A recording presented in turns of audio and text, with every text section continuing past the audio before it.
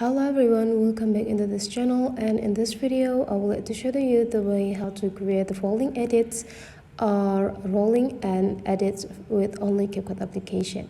So the first thing you have to do is just go over your CapCut project, and after that make sure that you already got this color background. You can choose any color that you want, and after that to create an credit rolling, so you just need to start typing the text that you want to add into the video. So you just need to go click the text and go click add the text. Now you just need to type in about the text that you want to add.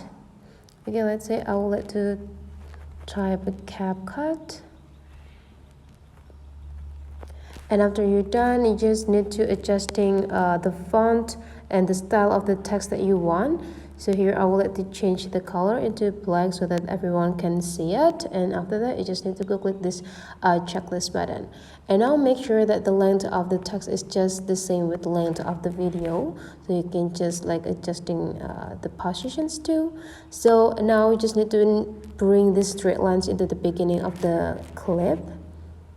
And after that, you just need to go click the symbols and drag the text position so that they will be disappear from the screen. So click the text,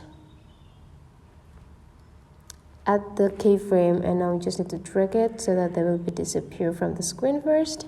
And now you just need to bring the straight line into the end of the clip, and after that go drag the text into the upper side until they are disappear. And now here's the result. So that's the way, guys, how to create a rolling ending credits on a CapCut. Hopefully this tutorial today is useful for you. So don't forget to leave some comment, like, and subscribe into this channel, and I'll see you for the next video.